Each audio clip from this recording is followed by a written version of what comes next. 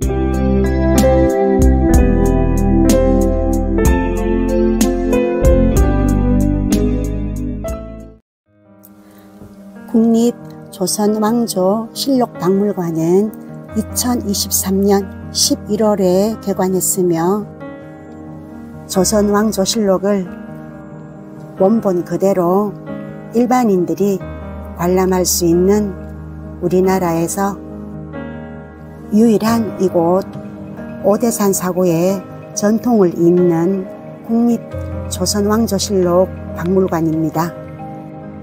오대산의 자연과 함께 조선왕조 500년의 숨결을 간직한 공간입니다.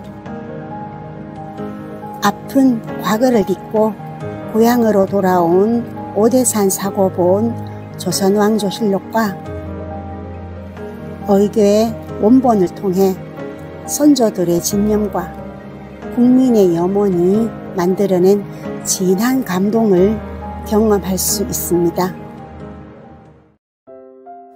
조선왕조실록과 의궤는 역사를 기록하고 후대에 전하고자 했던 선조들의 노력이 담긴 소중한 문화유산입니다. 실록은 조선시대 왕의 언행과 조선의 사회상을 객관적으로 서술한 기록물이며 의궤는 왕실 의례의 준비 과정과 절차 등을 글과 그림으로 상세하게 묘사한 기록물입니다. 실록과 의궤는 대체 불가능한 고유성을 인정받아 1997년 10월에 유네스코 세계 기록유산으로 등재되었습니다. 1992년 재건된 오대산 사고와 1606년에 지은 오대산 사고의 모습입니다. 일제강점기인 1913년에 실록 전량과 의궤 일부가 일본으로 반출되는 시련을 겪었습니다. 이후 민간과 불교계, 정부의 노력으로 2006년, 2017년에 실록이, 2011년에 의궤가 국내로 환수돼 고유제를 지냈습니다. 오대산 박물관의 전시관은 총 3부의 테마로 나누어져 있으며 지금부터 가보겠습니다.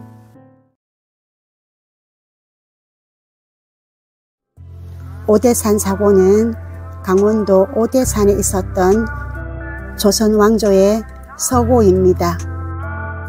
조선왕조는 화재와 전란으로부터 왕실의 기록을 지키기 위해 중앙에 춘추관 사고를 설치하고 지방에 외사고를 마련하였습니다. 그러나 이러한 노력에도 임진왜란과 병장호란을 거치며 사고가 소실되자 외사고를 접근이 어려운 산속에 옮겨 설치하였는데 이 중 하나가 오대산 사고입니다. 오대산 사고는 산속에 위치하여 관리가 어려웠기 때문에 월정사를 수호 사찰로 두어 보안을 맡겼습니다.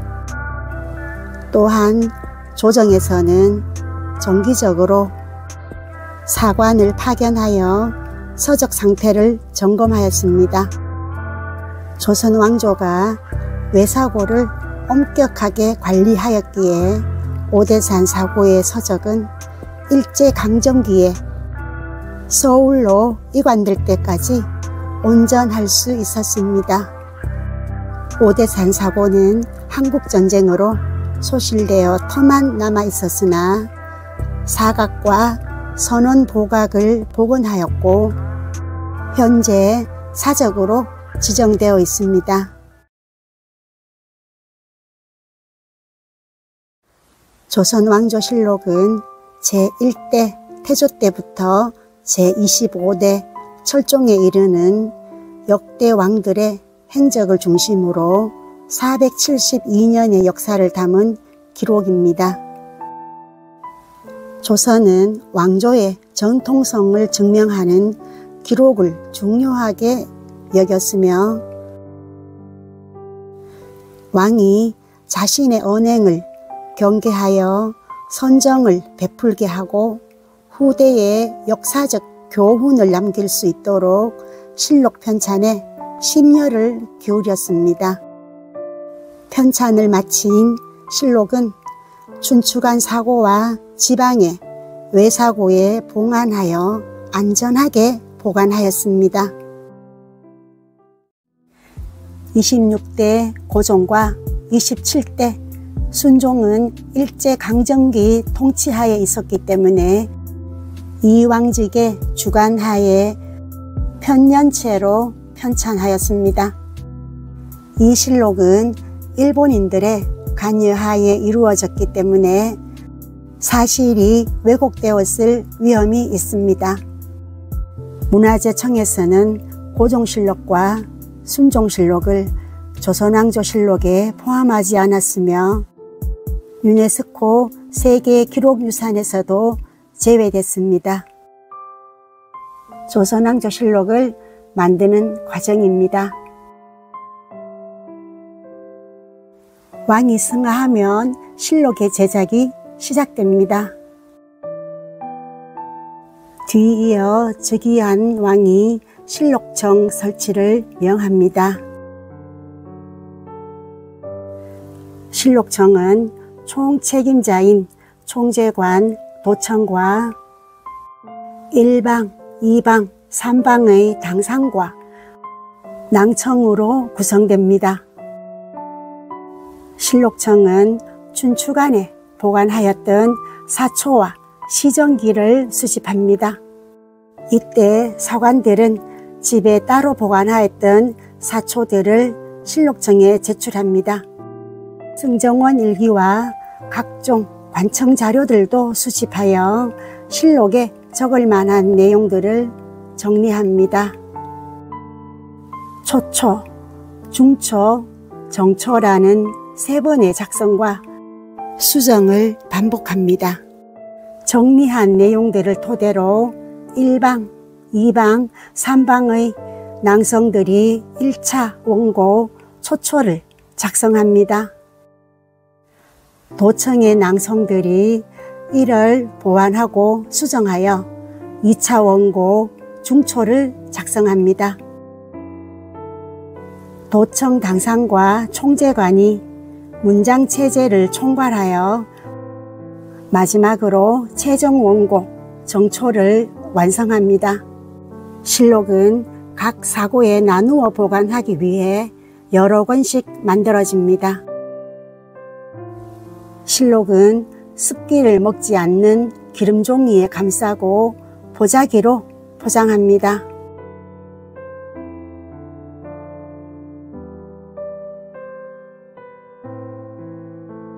상자에 실록과 함께 습기를 방지하기 위해 천궁과 창포가루를 넣습니다.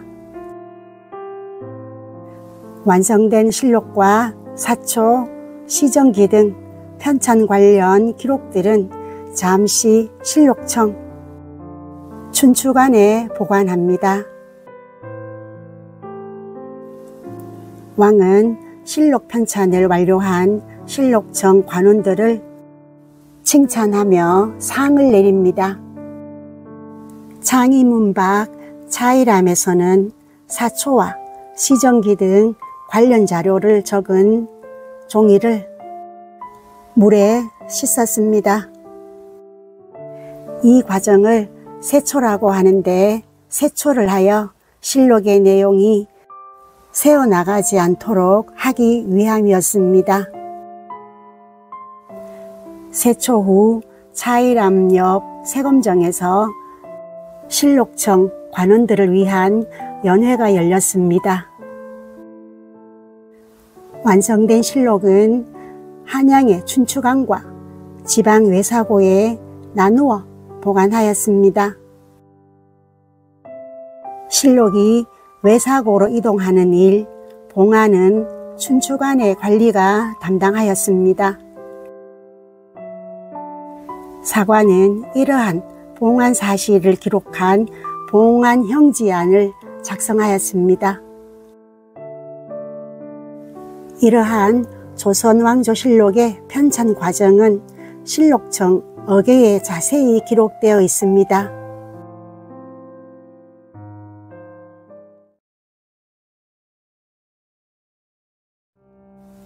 의궤는 의식의 모범이 되는 기록이라는 뜻입니다.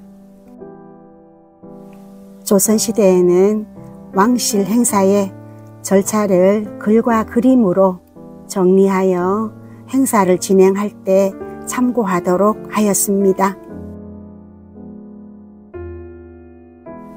조선시대 의궤는 출생, 책봉, 즉위, 혼례, 장례, 잔치, 사신영접, 기록물 편찬, 어진 제작, 건축 등 다양한 행사에 대한 내용을 담고 있습니다.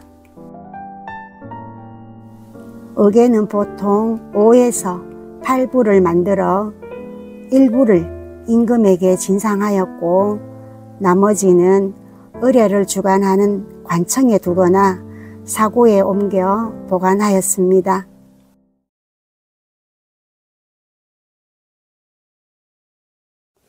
(1901년) 경운당에서 열린 연회를 의궤 기록물을 토대로 만든 영상물입니다. 1901년 5월 18일 아침 경운궁 연회도 조선의 궁중법도를 따랐을 것 같습니다. 1910년 8월 29일 정식 문서로 한일 병합이 되었지만 1906년부터 사실상 조선의 통치권이 일본으로 넘어가면서 500여 년을 내려온 조선은 빛나는 문화유산을 남긴 채 역사 속으로 사라졌습니다. 1901년 정월 초하루 경운궁에서 의궤로 기록된 궁중행사 그림입니다. 황태자 순종과 관료들이 고종에게 경축을 드리는 그림입니다.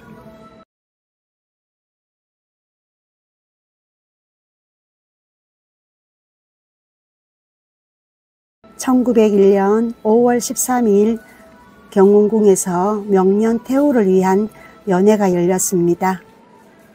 같은 날 늦은 밤 다시 명년태후를 위한 연회가 열렸습니다.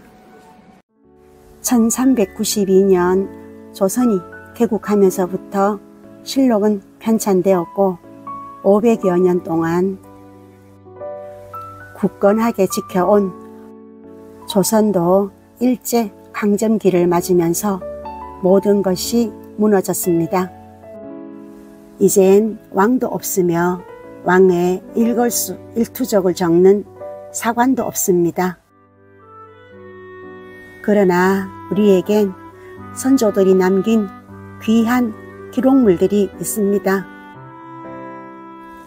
조선은 유교적 정치 이념을 바탕으로 하는 중앙 집권적 문치주의 국가였기 때문에 유교 경전과 정통성을 증명하는 역사를 중요하게 생각하였습니다.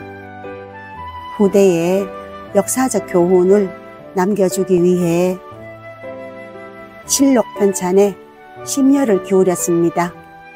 조선왕조실록은 공정성과 객관성을 유지하기 위해 엄격한 규율에 따라 작성하였습니다.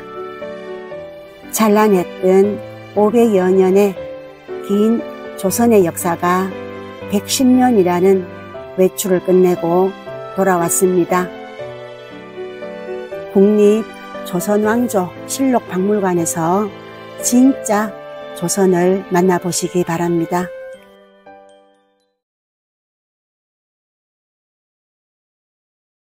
조선을 개국한 태조의 어진입니다. 여러분들 눈에는 뭔가 특별한 것이 보이나요? 바로 오른쪽 눈썹 위에 있는 사마귀입니다.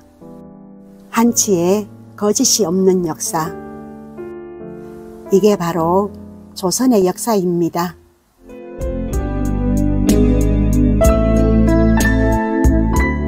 Thank you.